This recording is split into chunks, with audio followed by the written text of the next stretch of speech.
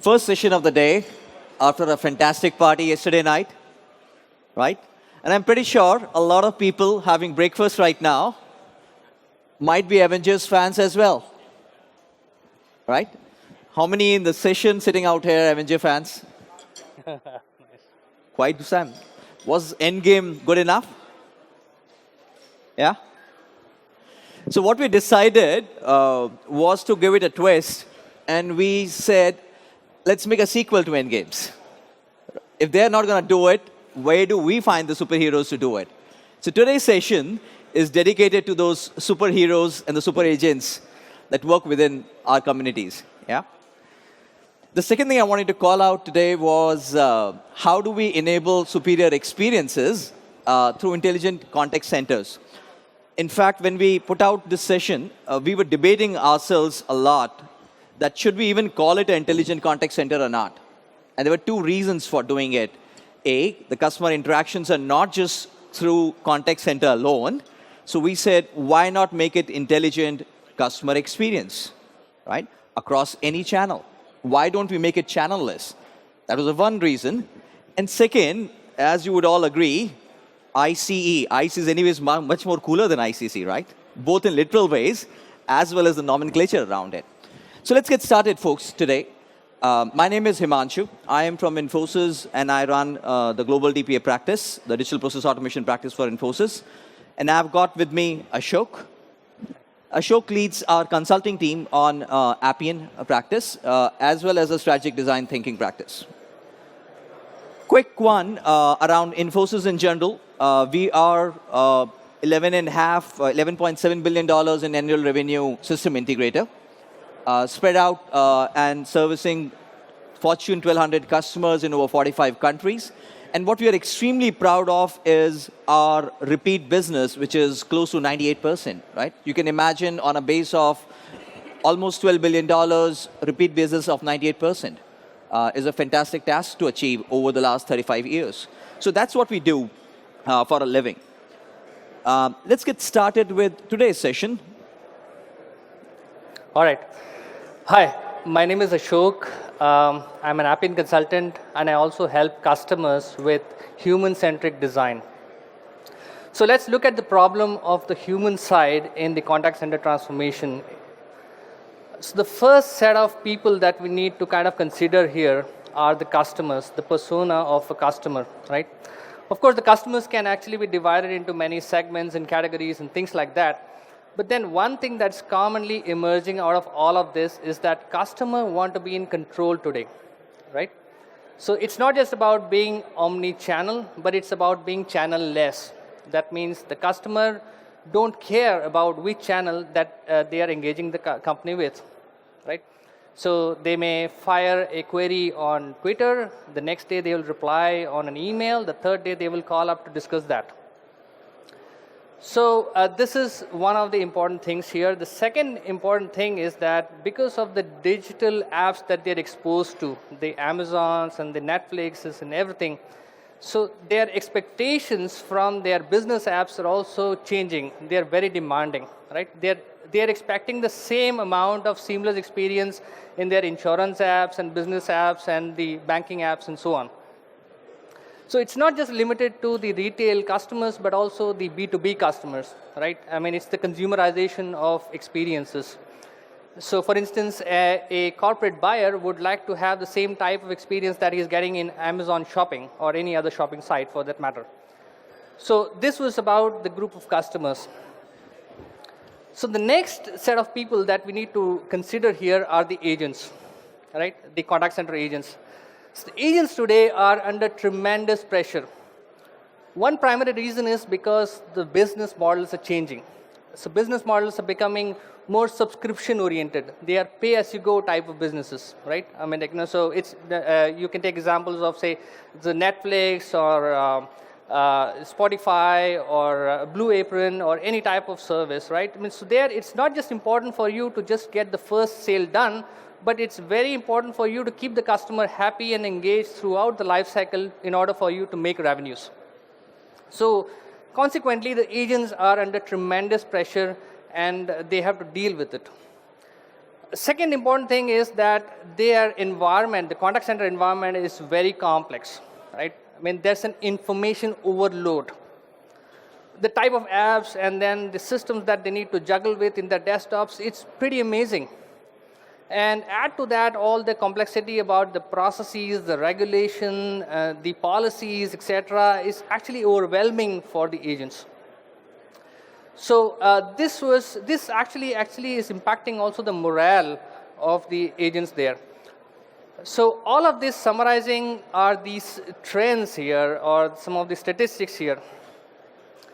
Our observation tells us that 42% of the agents are actually not able to resolve the issues effectively because of the silos, the disconnected systems, and so on.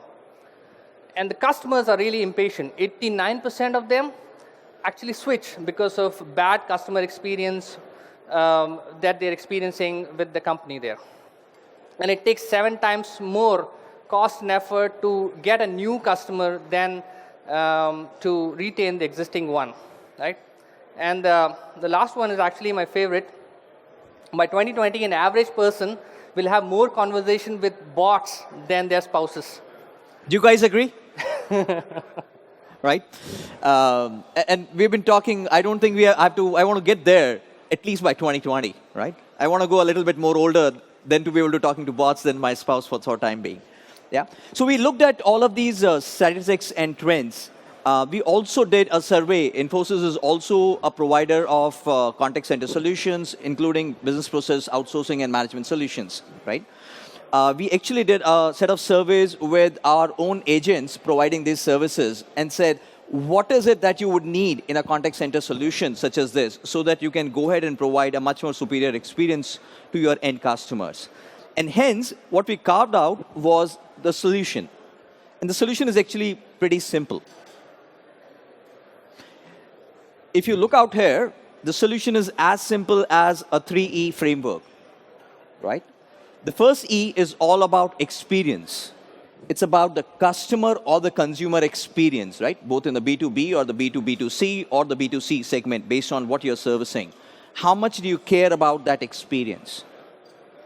Within that experience also lies empathy. When you talk to your customers across any channels, especially when they have switched channels, can you really empathize with them? Do you really know the context? Do you really know what has happened in their lives when they're talking to you? Do you really know their value moments, their micro moments? If not, then you need to go ahead and work on them. The second part is the efficiency. Because the agents are under so much pressure, the organizations are under so much pressure, cost optimization conversations happening all over the place, how much efficiency gains can you derive out of your contact center modernizations, right? The third E is another important E which you typically forget, but it's about the process effectiveness. You can continue to automate a lot of work in a contact center, but if your end-to-end process is not effective, it's not going to work out eventually in the long run.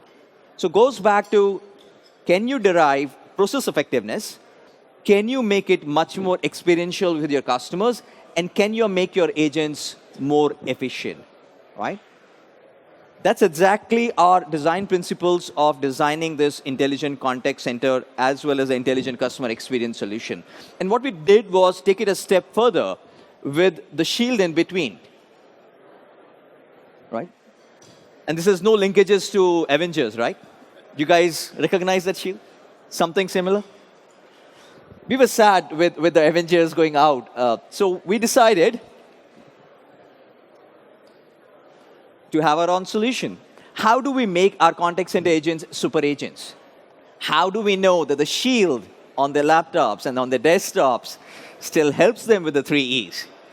That's the beauty of the solution that we're talking about today, that we have created using Appian, using a set of robotics, AI, ML, and so on and so forth. The architecture of that is fairly simple. Not that simple. It is actually that simple. If you start to get into the details out there, the topmost part is the unified user experience layer.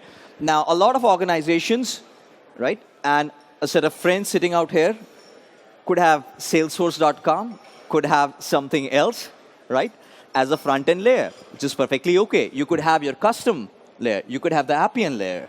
It's okay. Whatever is your user experience layer, it needs to be a unified user experience layer all over the place. The second is, how can AI help you with that engagement? Remember the experience part of the triangle? For you to be able to provision the right experience, you need to enable AI in that area, right? Again, a lot of other fundamentals outside the Appian ecosystem can come in. You can use Google AI, you can use other fundamentals based on what you want to do as a part of that reference architecture. Below that is the capture, right? Your text capture, your PDFs, your OCRs, your images, right? Lot many times you would see invoices, purchase orders, other fundamentals coming in through any format, anywhere in the globe, any language, sometimes even Excel sheets, sometimes just emails to say, process my order of 20,000 items on this country for this date, for these items, and so on and so forth. How do you have that AI-based capture, and how do you increase the efficiency around it rather than putting 50 people to be able to just doing capture statistics out there? Below that, if you look at it, is 4 building blocks of this solution. What we call as customer DNA is basically a solution which tells you everything about a high-definition view of a customer, right? So what's a high-definition view of a customer? You already have a 360-degree view, right? Almost. Yeah. What is then high definition?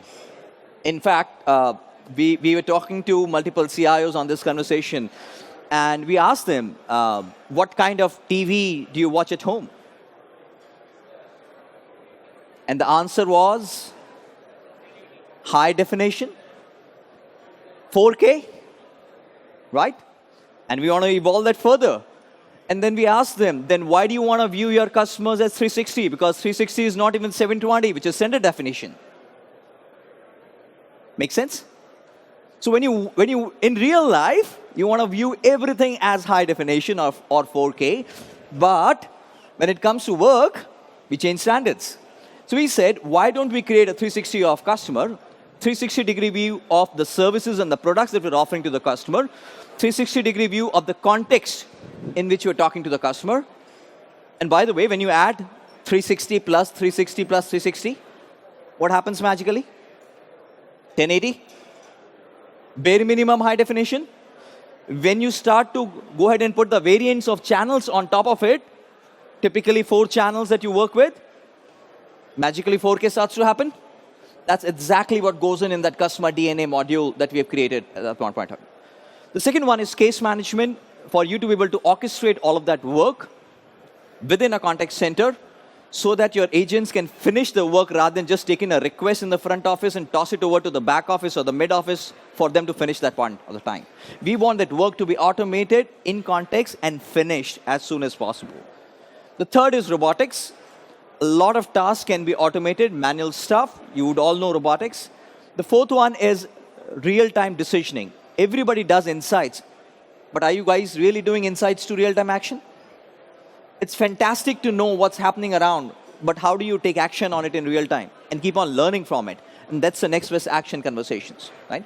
Below that is your insight engine, and below that is what you need to do for a long-term fix to robotics, which is the APIs, the microservices, and the integration layer, so that you can get in the right data, talk to your SAP systems, or Oracle systems, the system of records underneath below, and make it all happen. And obviously, for you to stitch it all together, we utilize Appian's low-code platform so that we can make it work, along with a couple of other fundamentals.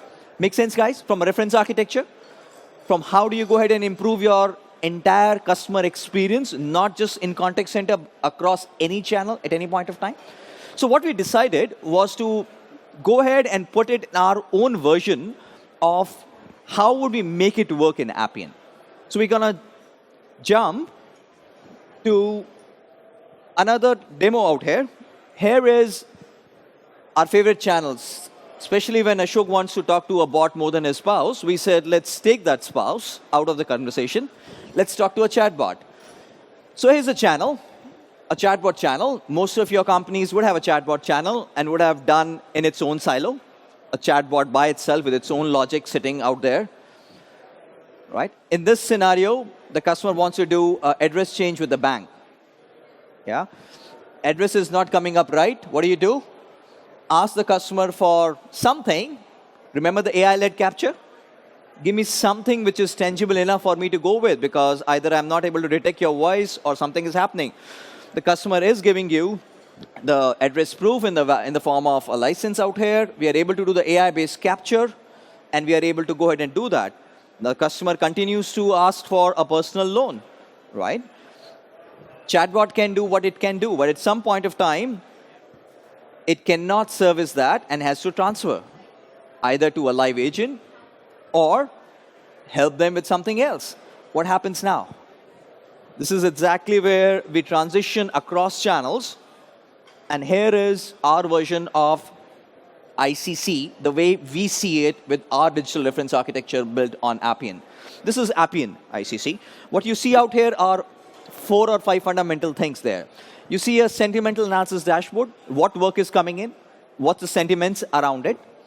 You also see what are people talking about. You see a word cloud in terms of what's really happening, and each one of them is clickable at any point of time. There is AI sitting out there.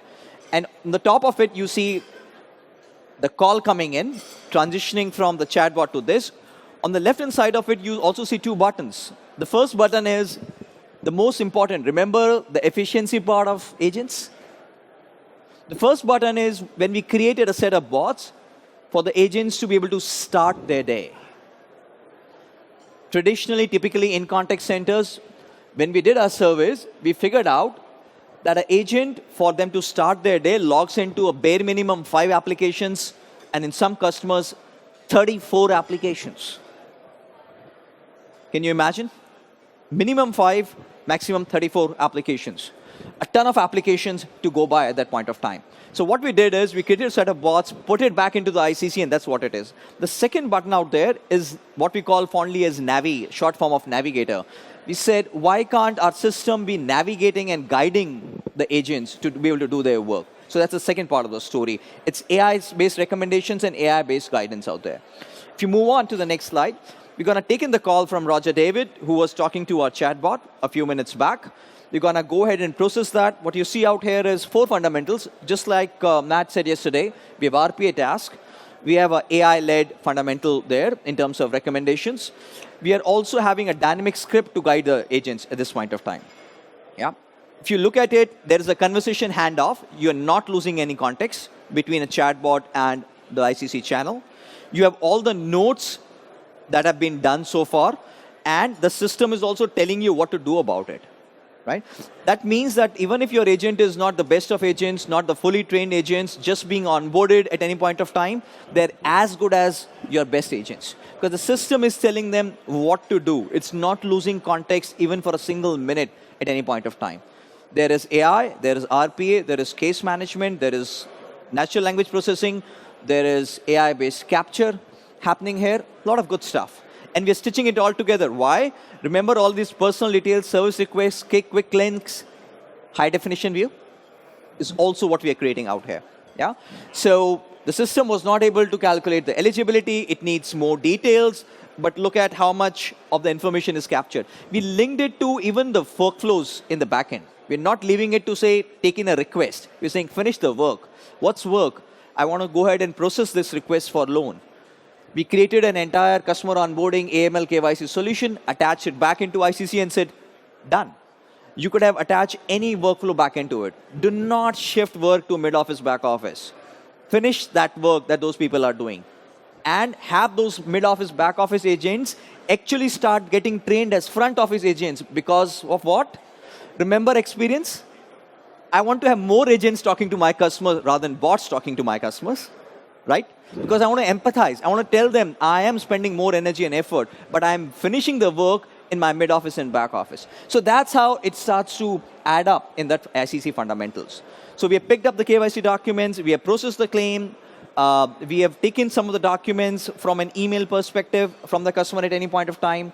We are putting email text analytics. The customer is sending us those KYC documents. We are processing it automatically, and we are approving the loan at the end of the day. Right? So that's how we are adding up everything in this, our version of ICC, where we are doing, again, 3 things. A, providing the right experience to Roger David. telling them there is no disconnect across the chatbot, the email, or a contact center you calling in. We're giving a lot of efficiency gains to agents. Remember the second E, which is all around RPA task, start my day, navigate my day, right? Help me manage my day. And the most important, through those AI-led recommendations, please help me make my day. From an agent perspective, for them to become the super agents, what they are, start my day, help me manage my day, and most importantly, make my day, right? That's exactly the fundamentals going in out there with which our agents can really be the super agents that we want them to be. Okay? Folks, that's all we had for today. There is much more in this demo than we could have fitted it in this last 7 to 8 minutes. So if there are any questions, we're on the Infosys booth right out here. Please stop over, and we can get down into much more detail. But in a short summary, as I said, it's a very simple solution. It's cool. It's ICE, Intelligent Customer Experience. It's all driven by those 3 E's: experience, effectiveness, and efficiency, right? And it's all about making those agents super agents so that we can really get the sequel and not let Avengers die by itself. So, thank you for your time today. Really appreciate it in the morning.